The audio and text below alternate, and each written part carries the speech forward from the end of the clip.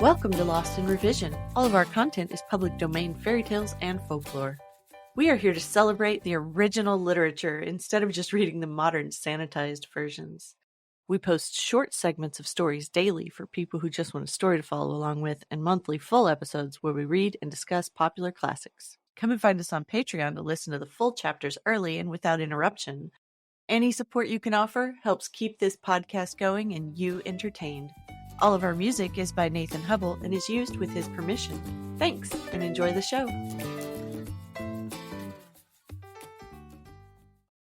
Chapter 1. The Beginning of Things. They were not railway children to begin with. I don't suppose they ever thought about railways except as a means of getting to Mascaline and Cook's, the pantomime, the zoological gardens, and Madame Tussauds.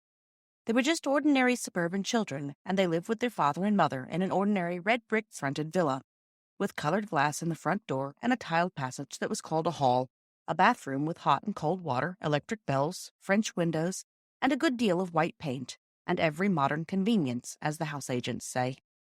There were 3 of them. Roberta was the eldest. Of course, mothers never have favorites, but if their mother had a favorite, it might have been Roberta. Next came Peter, who wished to be an engineer when he grew up, and the youngest was Phyllis, who meant extremely well. Mother did not spend all her time in paying dull calls to dull ladies and sitting dully at home waiting for dull ladies to pay calls to her. She was almost always there, ready to play with the children and read to them and help them do their home lessons. Besides this, she used to write stories for them while they were at school and read them aloud after tea. And she always made up funny pieces of poetry for their birthdays and for other great occasions, such as the christening of the new kittens, or the refurnishing of the doll's house, or the time when they were getting over the mumps. These 3 lucky children always had everything they needed: pretty clothes, good fires, a lovely nursery with heaps of toys, and a Mother Goose wallpaper. They had a kind and merry nursemaid, and a dog who was called James and who was their very own. They also had a father who was just perfect, never cross, never unjust, and always ready for a game. At least, if at any time he was not ready, he always had an excellent reason for it, and explained the reason to the children so interestingly and funnily that they felt sure he couldn't help himself. You will think that they ought to have been very happy, and so they were, but they did not know how happy till the pretty life in the red villa was over and done with, and they had to live a very different life indeed. The dreadful change came quite suddenly. Peter had a birthday, his 10th. Among his other presents was a model engine more perfect than you could ever have dreamed of. The other presents were full of charm, but the engine was fuller of charm than any of the others were. Its charm lasted in its full perfection for exactly 3 days. Then, owing either to Peter's inexperience or Phyllis's good intentions, which had been rather pressing, or to some other cause, the engine suddenly went off with a bang. James was so frightened that he went out and did not come back all day. All the Noah's Ark people who were in the tender were broken to bits, but nothing else was hurt except the poor little engine and the feelings of Peter. The others said he cried over it, but of course boys of 10 do not cry, however terrible the tragedies may be which darkened their lot. He said that his eyes were red because he had a cold. This turned out to be true, though Peter did not know it was when he said it. The next day he had to go to bed and stay there. Mother began to be afraid that he might be sickening for measles, when suddenly he sat up in bed and said, "I hate gruel. I hate barley water. I hate bread and milk. I want to get up and have something real to eat." "What would you like?" Mother asked. "A pigeon pie," said Peter eagerly. "A large pigeon pie, a very large one." So Mother asked the cook to make a large pigeon pie. The pie was made, and when the pie was made it was cooked, and when it was cooked, Peter ate some of it. After that, his cold was better. Mother made a piece of poetry to amuse him while the pie was being made. It began by saying what an unfortunate but worthy boy Peter was. Then it went on. He had an engine that he loved with all his heart and soul, and if he had a wish on earth it was to keep it whole. One day, my friends, prepare your minds, I'm coming to the worst. Quite suddenly a screw went mad, and then the boiler burst. With gloomy face he picked it up and took it to his mother, even though he could not suppose that she could make another. For those who perished on the line he did not seem to care, his engine being more to him than all the people there.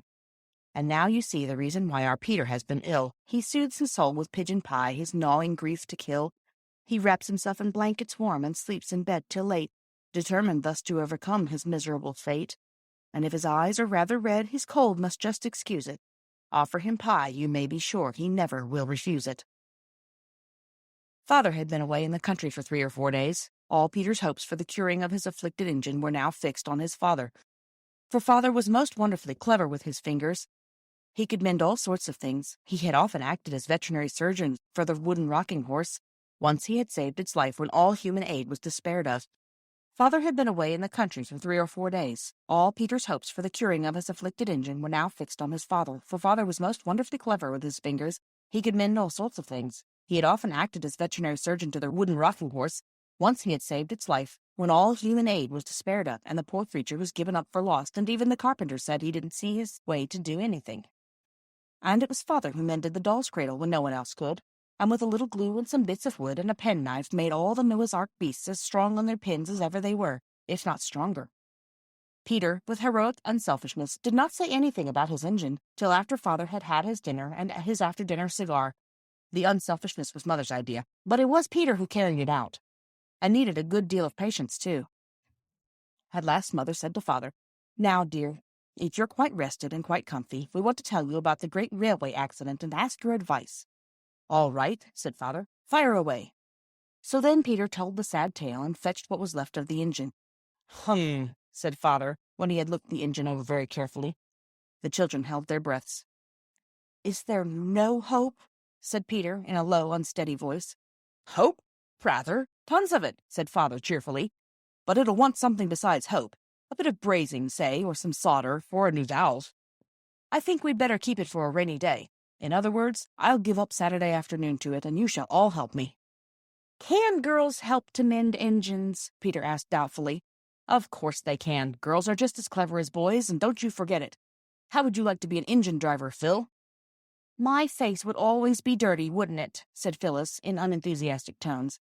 "And I expect I should break something." "I should just love it," said Roberta. "Do you think I could when I'm a grown-up, Daddy? Or even a stoker?" "You mean a fireman," said Daddy, pulling and twisting at the engine. "Well, if you still wish it when you're grown up, we'll see about making you a firewoman.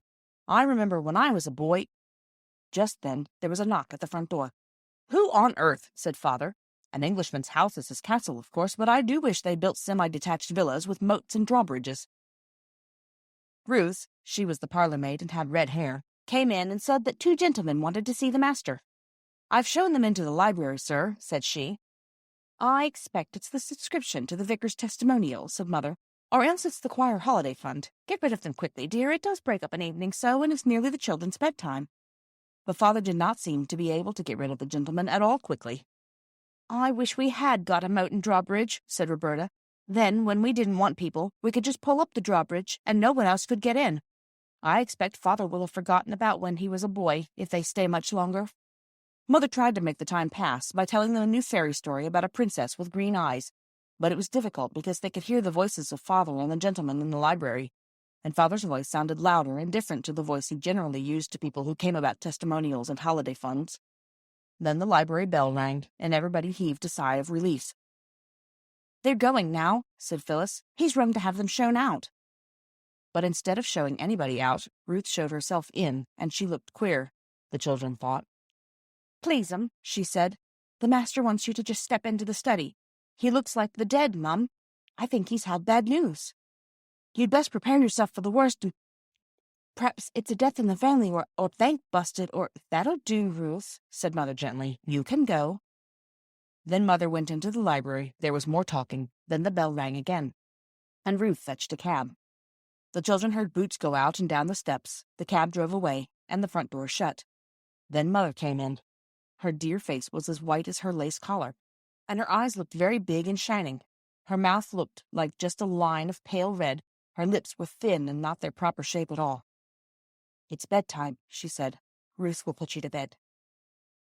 "But you promised we should sit up late tonight because father's come home," said Phyllis. "Father's been called away. On business," said Mother. "Come, darlings, go at once." They kissed her and went. Roberta lingered to give Mother an extra hug and to whisper, "It wasn't bad news, Mammy, was it? Is anyone dead, or—" "Nobody's dead, no," said Mother, and she almost seemed to push Roberta away. "I can't tell you anything tonight, my pet. Go, dear, go now." So Roberta went. Ruth brushed the girls' hair and helped them to undress. Mother almost always did this herself. When she had turned down the gas and left them, she found Peter, still dressed, waiting on the stairs. "I say, Ruth, what's up?" he asked. "Don't ask me no questions, and I won't tell you no lies," the red-headed Ruth replied. "You'll know soon enough." Late that night, Mother came up and kissed all 3 children as they lay asleep, but Roberta was the only one whom the kiss awoke. And she lay mousy still and said nothing. "If Mother doesn't want us to know she's been crying," she said to herself as she heard through the dark the catching of her mother's breath, "we won't know it, that's all." When they came down to breakfast the next morning, Mother had already gone out. "To London," Ruth said, and left them to their breakfast. "There's something awful the matter," said Peter, breaking his egg. "Ruth told me last night we should know soon enough." "Did you ask her?" said Roberta with scorn. "Yes, I did," said Peter angrily. "If you could go to bed without caring whether Mother was worried or not, I couldn't, so there." "I don't think we ought to ask the servants things Mother doesn't tell us," said Roberta. "That's right, Miss Goody-Goody," said Peter. "Preach away." "I'm not Goody," said Phyllis, "but I think Bobby's right this time." "Of course, she always is, in her own opinion," said Peter. "Oh, don't!" cried Roberta, putting down her egg spoon. "Don't let's be horrid to each other. I'm sure some dire calamity is happening. Don't let's make it worse." "Who began, I should like to know?" said Peter. Roberta made an effort and answered, "I did, I suppose, but—" "Well, then," said Peter triumphantly. But before he went to school, he thumped his sister between the shoulders and told her to cheer up. The children came home to 1 o'clock dinner, but Mother was not there, and she was not there at tea-time. It was nearly 7 before she came in, looking so ill and tired that the children felt they could not ask her any questions. She sank into an armchair. Phyllis took the long pins out of her hat, while Roberta took off her gloves, and Peter unfastened her walking shoes and fetched her soft velvety slippers for her.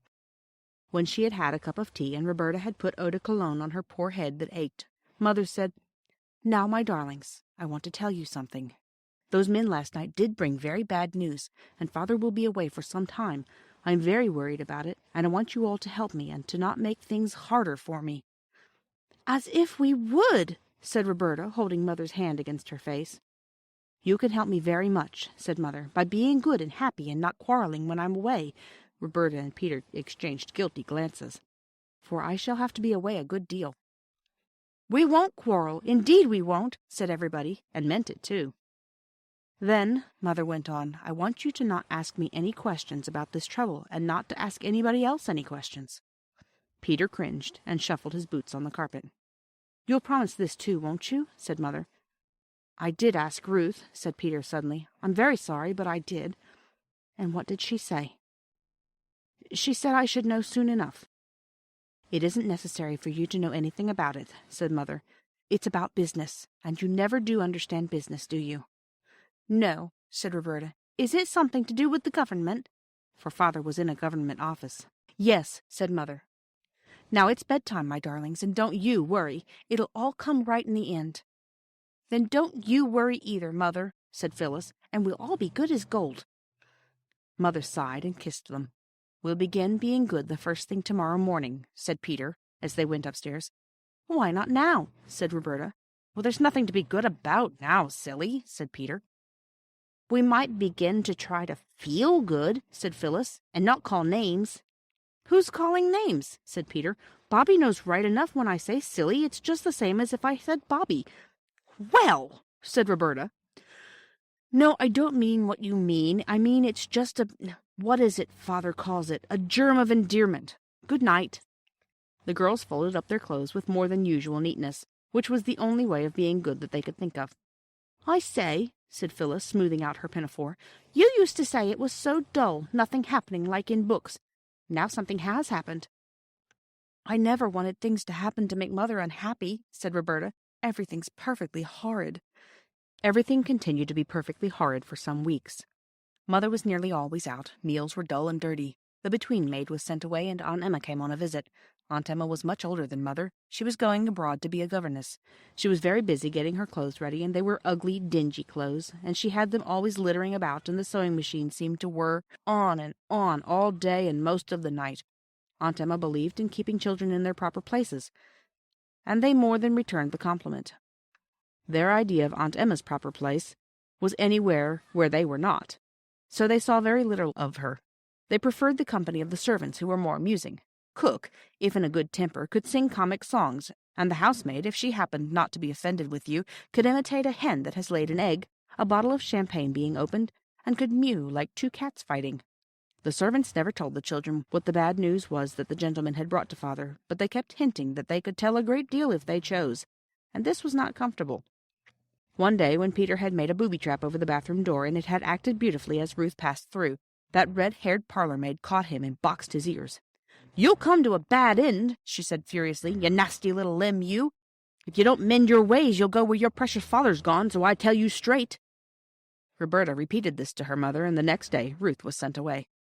Then came the time when Mother came home and went to bed and stayed there 2 days, and the doctor came, and the children crept wretchedly about the house and wondered if the world was coming to an end. Mother came down one morning to breakfast very pale and with lines on her face that used not to be there, and she smiled as well as she could and said, "Now, my pets, everything is settled. We're going to leave this house and go and live in the country. Such a ducky, dear little white house. I know you'll love it." A whirling week of packing followed, not just packing clothes like when you go to the seaside, but packing chairs and tables, covering their tops with sacking and their legs with straw. All sorts of things were packed that you don't pack when you go to the seaside: crockery, blankets, candlesticks, carpets, bedsteads, saucepans, and even fenders and fire irons. The house was like a furniture warehouse. I think the children enjoyed it very much. Mother was very busy, but not too busy now to talk to them and read to them, and even to make a bit of poetry for Phyllis to cheer her up when she fell down with a screwdriver and ran it into her hand. "Aren't you going to pack this, Mother?" Roberta asked, pointing to the beautiful cabinet inlaid with red turtle shell and brass. "We can't take everything," said Mother. "But we seem to be taking all the ugly things," said Roberta. "We're taking the useful ones," said Mother. "We've got to play at being poor for a bit, my chickabiddy." When all the ugly, useful things had been packed up and taken away in a van by men in green baize aprons, the 2 girls and Mother and Aunt Emma slept in the 2 spare rooms, where the furniture was all pretty. All their beds had gone. A bed was made up for Peter on the drawing-room sofa. "I say, this is larks," he said, wriggling joyously as Mother tucked him up. "I do like moving. I wish we moved once a month." Mother laughed. "I don't," she said. "Good night, Peterkin." As she turned away, Roberta saw her face.